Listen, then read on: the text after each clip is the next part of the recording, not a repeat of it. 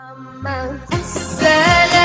عليك يا رسول الله السلام عليك حبيبي يا نبي الله السلام عليك يا رسول الله السلام عليك حبيبي يا نبي السلام عليكم ورحمة الله وبركاته. بسم الله والصلاة والسلام على أشرف الأنبياء سيدنا محمد وعلى آله وأصحابه أجمعين. Avant toute chose, j'aimerais remercier Farid et toutes les personnes qui contribuent à l'organisation de ces événements qui durent quand même depuis plus d'une trentaine d'années. Et je pense que quelquefois, quand nous étions... Souvent on entend de la part de nos professeurs l'idée de la persévérance. Et souvent on pose la question, oui mais on persévère comment ? Concrètement, les conseils que vous nous donnez, comment on les vit ? Et en tout cas, en ce qui concerne la persévérance, on en a un exemple concret à travers cette action menée d'année en année et toujours avec la même efficacité, toujours avec la même compétence. Donc Allah subhanahu wa ta'ala fasse que tous ceux et celles qui s'occupent de ce genre de journée, qui nous rapportent des moments de spiritualité aussi intenses, en soient récompensés. Sinon, j'aimerais commencer mon propos qui ne va pas durer longtemps parce que en fait Farid m'a attrapé comme ça dans le coin en me demandant de venir immédiatement vous dire quelques mots. Et en réfléchissant pendant l'intervention du frère Youssef, je me disais quel est l'essentiel que j'aimerais laisser, quel est l'essentiel que j'aimerais donner dans ces quelques moments de conversation. Et au fond, l'essentiel que j'aimerais en tout cas vous donner et qui est mon essentiel à moi, c'est le rapport avec le livre, le rapport avec le Coran. Je pense qu'il faut savoir donner des clés aux gens qui leur permettent d'être indépendants ensuite. Des clés qui leur permettent d'être en contact direct avec la source, de telle sorte qu'ils n'ont pas besoin du serviteur et de sa maladresse quant à son apport de cette source-là. Alors elle commence ainsi la conversation. Alif Lam Ra Tilka ayatul kitabil mubin Inna anzalnahu Qur'anan Arabiyyan la'allakum ta'qilun نحن نقص عليك أحسن القصص بما أوحينا إليك هذا القرآن وإن كنت من قبله لمن الغافلين Alif Lam Ra. Voici les signes d'un livre évident. Nous te racontons la plus merveilleuse des histoires, la plus belle des histoires. Nous te la racontons à toi qui es en train de l'écouter. Nous te la racontons à toi qui es en train de méditer. Nous te la racontons à toi dont le cœur est disposé à l'entendre. Ce livre-là, nous l'avons fait descendre en une langue arabe. Pourquoi ? En une langue humaine. Pourquoi ? En une langue que vous devez comprendre. Pourquoi ? La'allakum ta'qilun, afin que vous puissiez réfléchir. L'objectif, la transformation, la descente du livre dans une langue arabe humaine, elle n'a qu'un but. Elle est là pour que vous puissiez interagir. Elle est là pour que vous puissiez réfléchir. La'allakum ta'qilun. Et pour que vous réfléchissiez, une histoire vous est racontée. Et auparavant, à toi qui es en train d'écouter ce livre, Mohammed bien sûr, alayhi salatu wassalam, mais aussi tous ceux qui l'écoutent avec lui à travers les siècles, cette histoire la plus merveilleuse t'est racontée. Et auparavant, certes, tu étais du nombre de ceux qui en étaient inconscients. Avant la révélation, avant le sens, avant cette lumière, tu étais de ceux qui étaient inconscients. Et au contact de ce livre, tu deviens conscient. La conversation commence ainsi.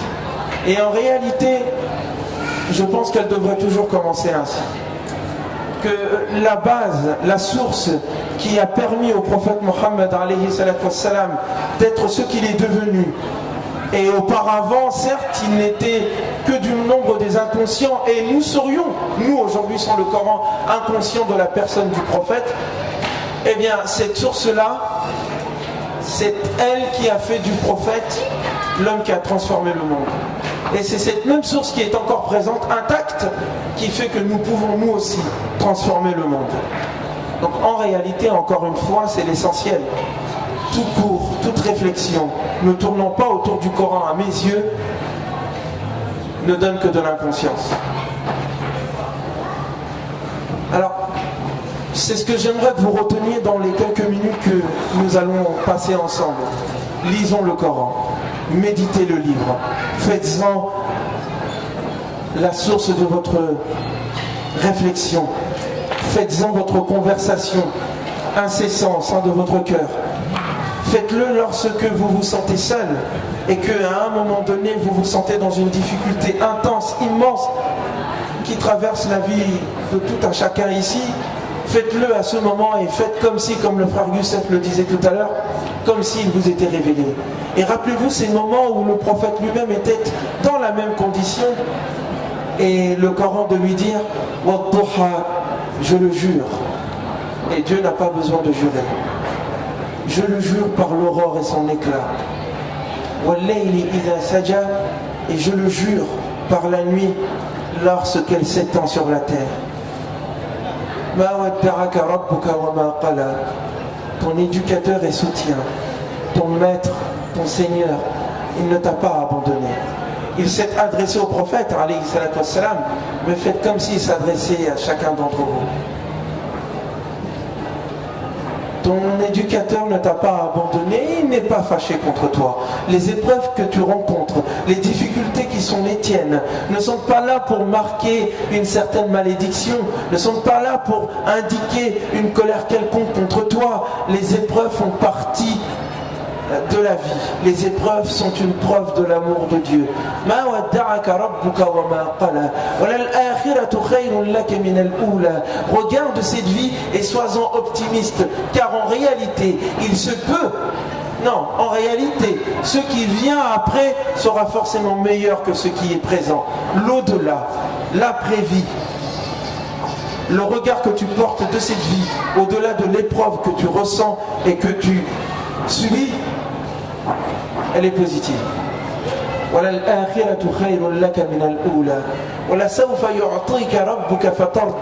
Et encore un autre regard, car en réalité l'épreuve que tu vis n'est rien par rapport à la générosité de ton éducateur, elle n'est rien par rapport à la générosité de Dieu. Ce que tu vis aujourd'hui n'est qu'un peu par rapport à la générosité d'Allah. Et il te donne un regard, regarde ton passé. Wallahi, faites en sorte que ces versets descendent sur vos cœurs comme s'ils vous étaient révélés à vous, comme si Djibril lui-même était en train de le descendre et que vous aviez, vous voyez, vous entendez goutte à goutte les signes du Coran descendre sur le cœur du prophète et donc sur le vôtre aussi. Et il lui dit, regarde, Alam yajidka yatiman fa'awa, si bien que après le jour il y a la nuit et après la nuit il y a le jour, si vrai que après ce monde il y a l'au-delà qui vient, et si c'est vrai que les dons de ton Seigneur sont éternels et qu'ils sont infinis et que tu as un espoir à mettre dans ces dons-là, auparavant regarde, tu étais orphelin et je t'ai accueilli. Nous étions jeunes et petits, nous ne connaissions rien, et regardez comment Dieu nous a fait grandir et nous a donné ce que nous avons aujourd'hui. Le passé, les générosités passées en disent long sur les espoirs futurs. Alam yajidka yatiman fa'awa wa wajadaka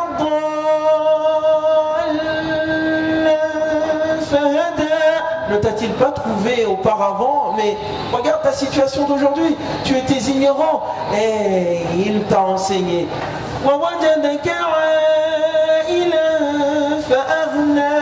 et tu étais auparavant pauvre, tu étais démuni, tu n'avais pas grand-chose et il t'a certes enrichi. Regarde ton passé. Regarde. Parce que quelquefois on peut dire à une personne qui se trouve dans des difficultés, ne t'inquiète pas, ça va aller. Et il te dira, oui mais c'est facile pour toi de dire ça, regarde dans les situations dans lesquelles je suis sur le point de me suicider. Calme-toi, ne perds pas espoir, regarde le passé, tire leçon de ce qui s'est passé et tu comprendras ce qui va venir. Tu étais orphelin, je t'ai accueilli. Tu étais un ignorant, je t'ai enseigné. Et tu étais pauvre, et je t'ai tant donné. Certes, ces passages parlent de la vie du prophète, mais elle nous parle à nous aussi. Elle dit que de tout temps, Dieu était là, même quand tu n'en étais pas conscient. Même quand tu étais tout petit, j'étais là. Même quand tu ne savais pas, j'étais là. Même quand tu croyais que tu n'avais rien, j'étais là. Et à chaque étape de ta vie, j'étais présent. Et dans les prochaines, je serai là. Si tu sais que les difficultés que tu vis seront forcément remplacées par les aurores qui sont à venir, dans ces cas-là, tu dois être attentif envers ceux qui vivent la difficulté. Car tu étais orphelin. L'orphelin, donc, ne sois pas tyran envers lui, sois plein de douceur avec lui. Et quant à celui qui demande, qui pose des questions, tu étais certes un ignorant, que ton savoir d'aujourd'hui ne te sert pas à le dénigrer maintenant, car tu étais auparavant comme lui. Ne le repousse pas.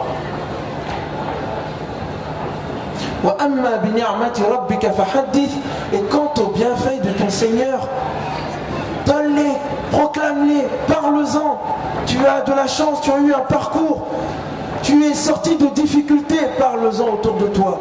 Fais-en le signe du don généreux, du don infini d'Allah subhanahu wa ta'ala envers ses créatures.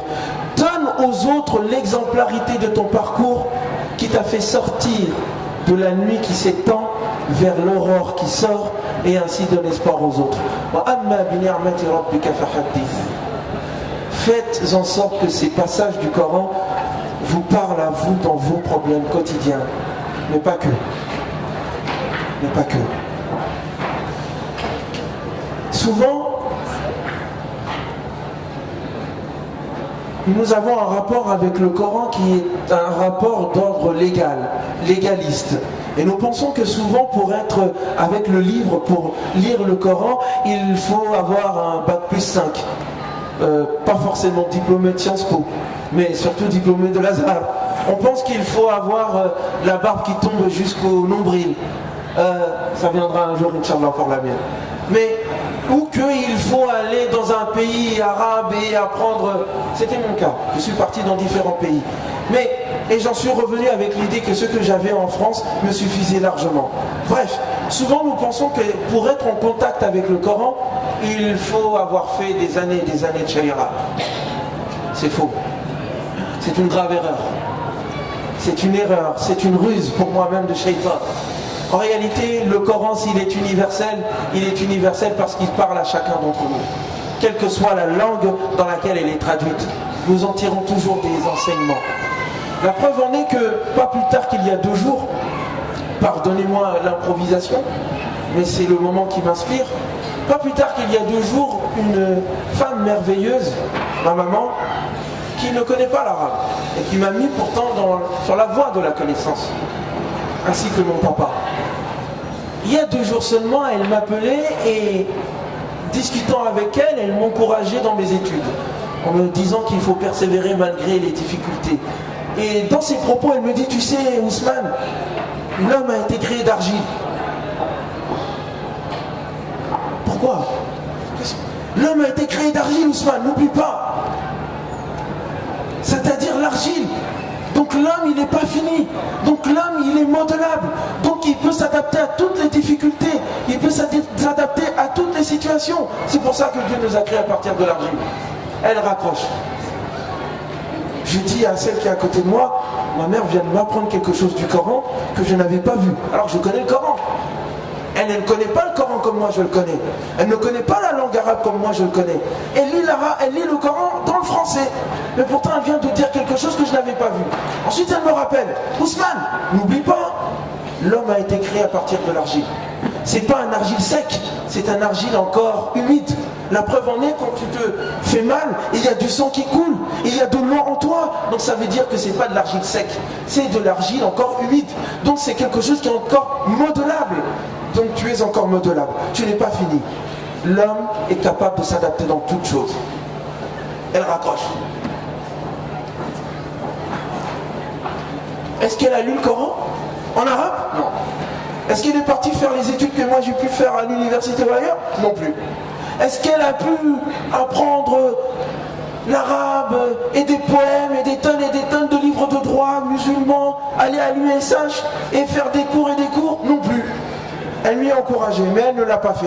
Et pourtant, ce qu'elle m'a appris, autant d'années d'études, ne me l'ont pas fait percevoir dans le Coran. Le Coran se donne non pas à celui qui a le plus de capacité de faire des discours, il se donne à celui dont le cœur est épris et assoiffé de connaissances. Et Allah donne sa baraka à qui il veut. À un enfant comme à un ancien, à une femme comme à un homme, à un ouvrier comme à un intellectuel, à un jeune homme qui est né en France, comme à un vieux monsieur ou à un jeune homme qui est à la Mecque. Le Coran se donne à chacun.